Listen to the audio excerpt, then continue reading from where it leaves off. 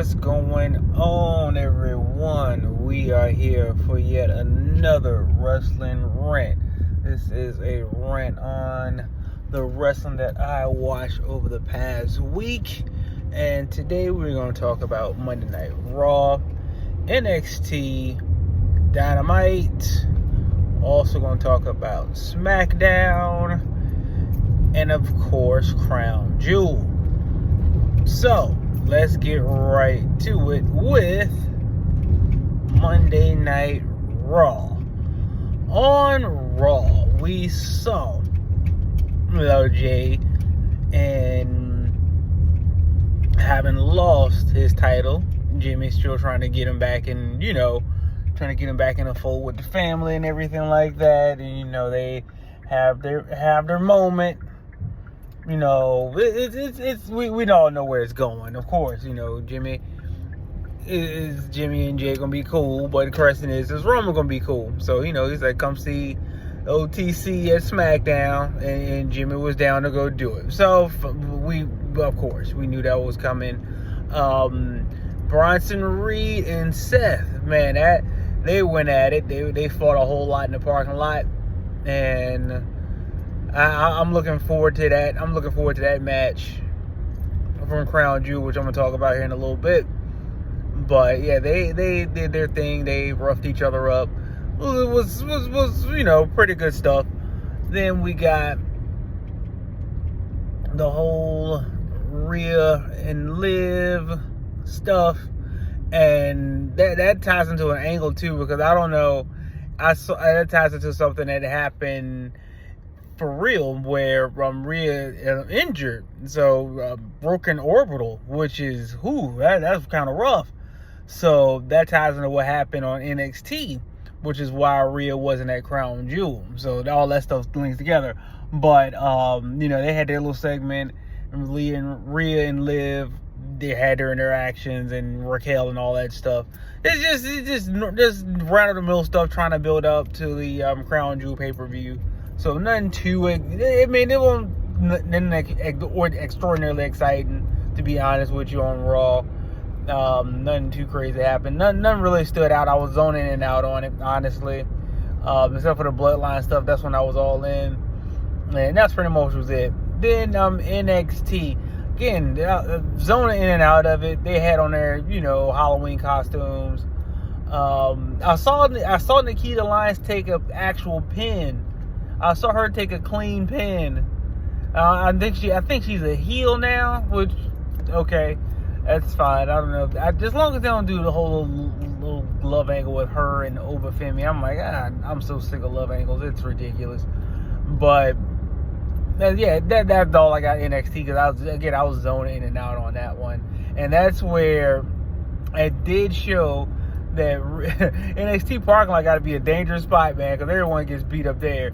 Because Rhea and Liv had their little interaction, but it was with Rhea and getting beat up by Liv and Raquel with some baseball bats. So they come back, their bats got a little blood on them or whatever, and as you see Rhea laid out in the parking lot in some blue sports car, man, she's all blooded up and whatnot. So this is a clever way to say she's not going to Crown Jewel. So that was pretty innovative, and that was a big takeaway from NXT. Then we go to Dynamite. Oh, Dynamite. We start off with Orange Cassidy trying to cut like this big rah-rah AEW promo where he's like, I'm not who, whatever he's trying to say. They want Orange Cassidy to be the one to save the company from Moxley and crew. What is the name of Moxley and his crew? What is their name? I don't know what their name is. It's just Moxley and a bunch of other people. And he's trying to save Wheeler Yuta, and I'm like, this can't be serious. You can't be serious about this. Then I mean, it was just the worst. And then Chris Statlander and Camille had their match, which was, to me, that was one of the best matches of the night. And the fact that they had Camille lose. And then they had Mercedes hit Chris Statlander in the back of the head with the belt. Are you kidding me right now? So you mean to tell me that as big as Camille is, she couldn't put her down. She could put Statlander down. But a little title shot, a little hit from the title shot from Mercedes did it. That did it? Come on. You gotta be kidding me. Now, I will say this: the Young Bucks, they gotta be one of the most awful tag teams I've ever seen. All their matches look exactly the same. They did the right thing by putting Private Party over. And I'm not a fan of Private Party. I think their name as a tag team is stupid. I just think it's dumb. But they did the right thing by putting them over. They did the right thing. But then they said something that just utterly not only confused me, but it just disgusted me. They said we're gonna work from home. You are a wrestler. I don't think your job has that ability to work from home. You're not on a computer here. You're not you're not scheduling stuff. You're a wrestler, right? Right? And you said we're gonna work from home. Just awful. And just awful. Then finally, a lot of that nonsense just went. It's saying like it goes in one ear, one out the other. It went out of one eye and out the other, because I'm like, I don't remember that nonsense because it was just atrocious. But the last thing that stood out was when Moxley and his crew got into their little melee with all the second-rate guys, job guys, middle carders. And when they got into the melee with them, why did Marina Shafir, why did she throw Moxley over the barricade? If you look at it, she threw him over the barricade, and it wasn't like in a way to make him escape. It was just like she threw him over like, oh, I'm sorry, you're on my side.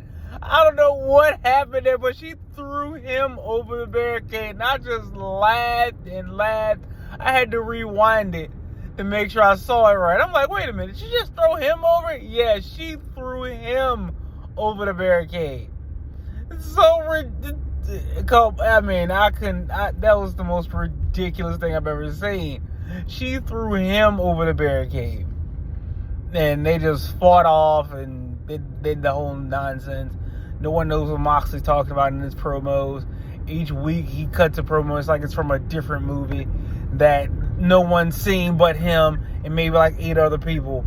I don't know what's going on in AEW. It is getting weirder by the week. And if you thought that was the finale of Dynamite, no, it was not, because the main event was Shelton Benjamin versus Swerve Strickland. And I must say, up until the Chris Statlander and Camille match, that was the best match. This, however, was the best match of the night. You know what? They didn't do anything goofy. It was nothing ridiculous.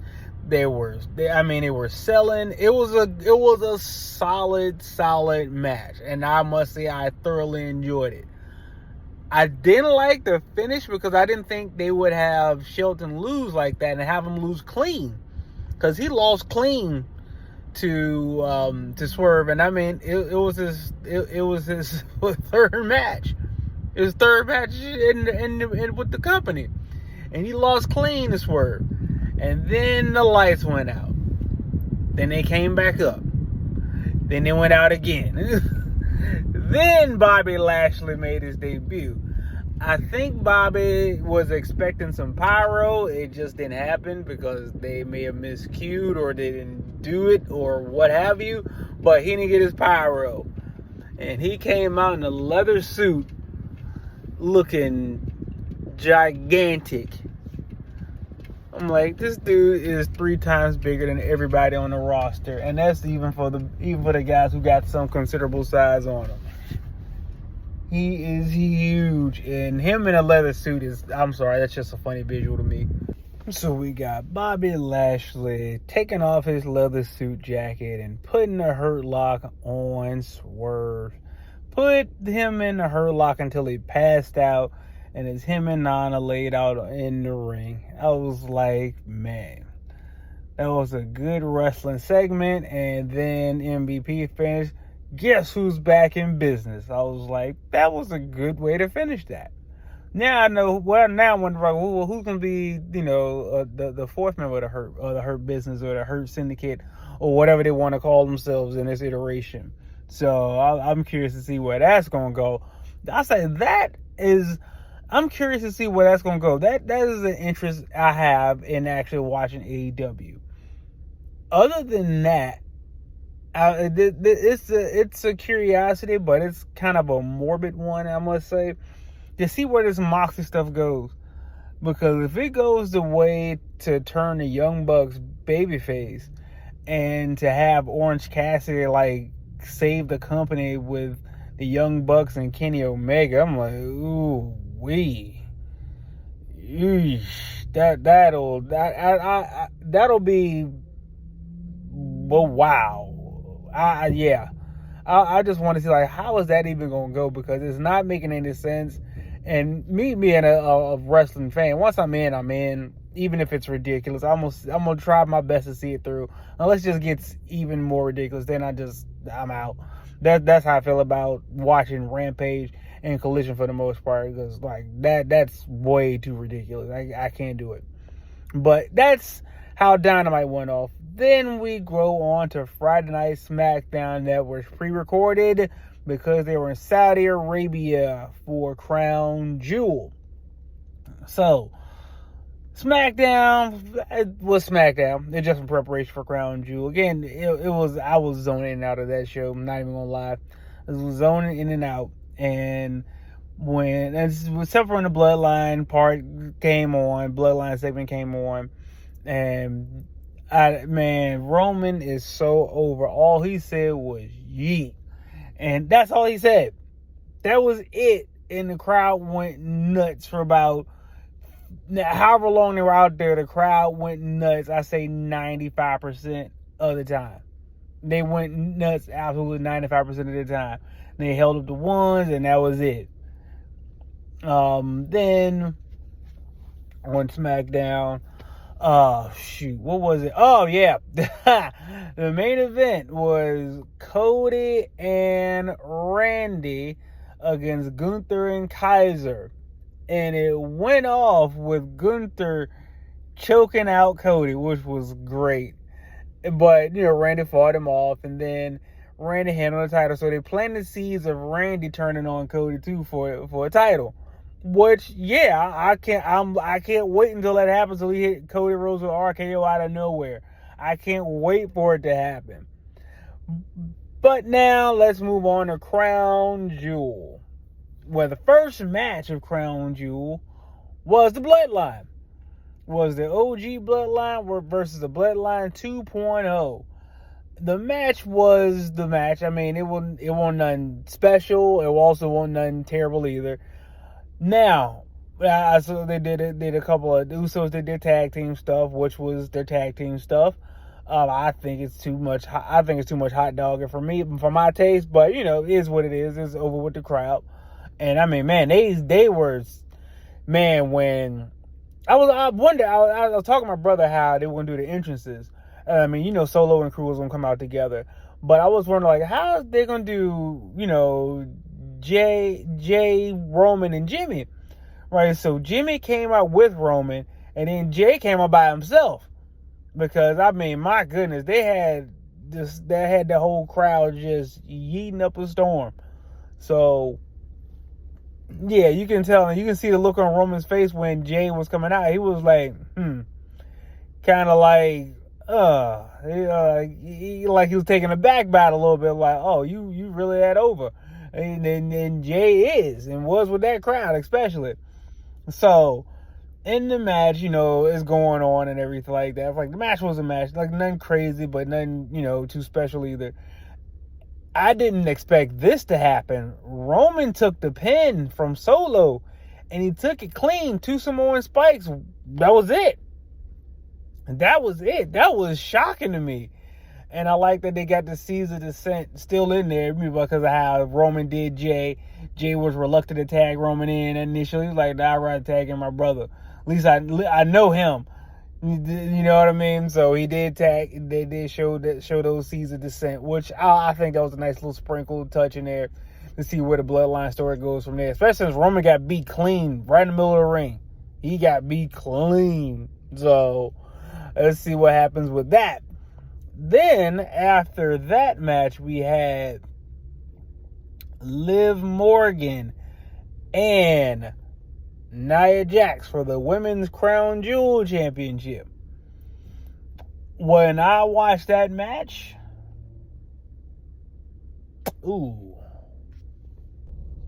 So, yeah, that was a kind of a hard watch. Not even gonna lie. Match was a little rough to get through. I didn't expect Liv Morgan to win.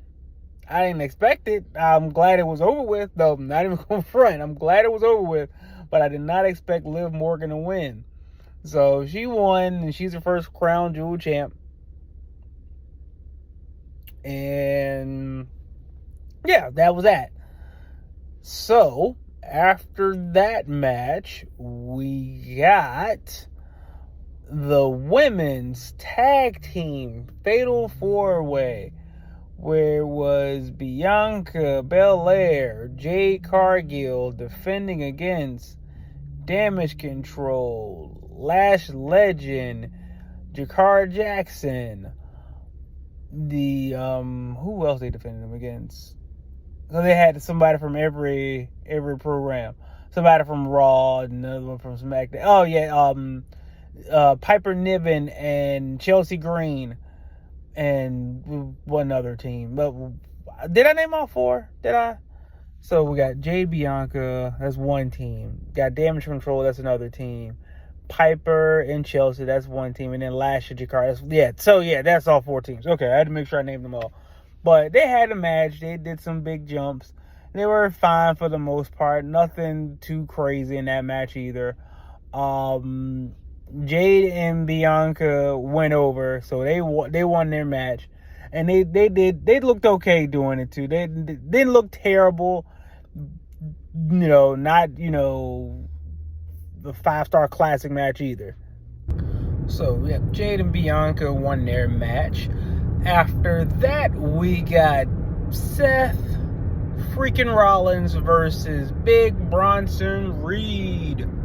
So they had their match. It was good. They made Bronson look like a big man, which he is. They started out just getting at it. I was like, man, it was crazy. They started out getting right to it. And so, they started out outside and then got into the ring. The match began, which didn't happen when Kevin Owens and Randy Orton had their match. That match never got officially started because, before the bell rang, Owens jumped Randy, hit him in the leg with a chair, and they fought to the back. And next thing you know, Kevin Owens hitting the elbow on Randy through a couple tables. That was it. They called it. The match was a no contest. I like that one was super violent, and I like that it didn't go long either. I like that it was violent and proved the point that Kevin Owens is unhinged, and that really proven the point to make him a heel until Randy turns heel. So back to Seth and Bronson Reed. So they made Bronson look good. They made him look impressive. Seth still won the match, but but Bronson stood up at the end after being curb stomped from the top, after having a super curb stomp from the top rope. So he got up like, yeah, I'm not finished yet. So I'm curious that making Bronson Reed look like he's a very credible threat. So I like that push for him. Lastly, we got the Ring General Gunther versus Cody Rhodes, the American Nightmare.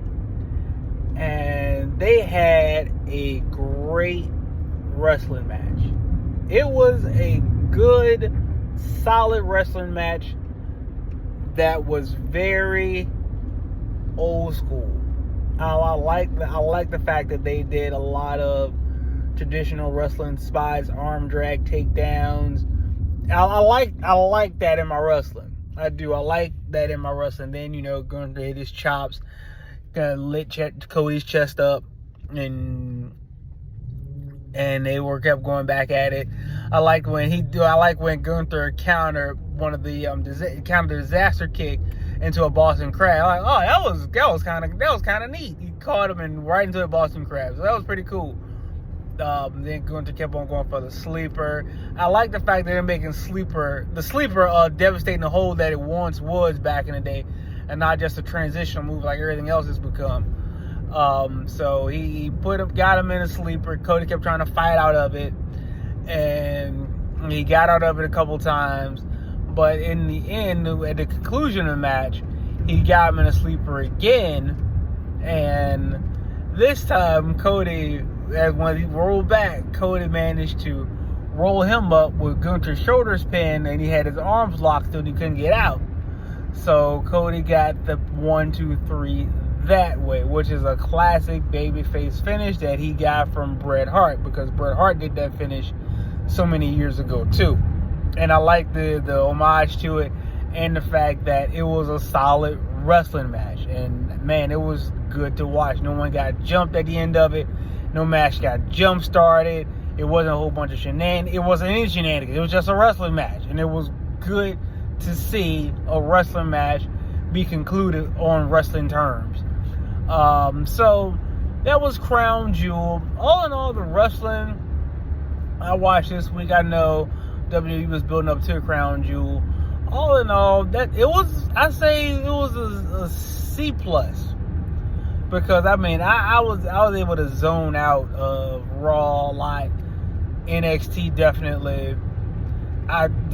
Dynamite, I just don't. The AEW Dynamite, I just don't know what's going on with that. That's just confusing. SmackDown, I was able to zone out, except for the Bloodline stuff too. And then the pay-per-view, it was a solid paper. It was okay. I'm not gonna say solid. That's being generous. It was an okay pay-per-view. The girls match. The crowd was hot, so that made it more palatable. But some of those matches, I was like, okay, the Nia Jax and Liv Morgan match, I was like, ooh, that was sheesh. That one was hard to watch to me. That one was a little hard for me to watch. It just was. So, but all in all, I say wrestling for the past week was a C. Now I know they're gonna hype it up now. They gotta do something big, because hey, Survivor Series, we got War Games coming. War Games is around the corner. So what we gonna do about that? So that was my grade of wrestling this past week. I give it a C. So let me know what you like, what you didn't like. From AEW, WWE, wherever else you consume your wrestling, GCW, New Japan, anywhere else, or you may call it. Let me know what you got in the comments, y'all. Don't forget to like, share, and subscribe. Drop your comments below. Thanks, y'all. Peace.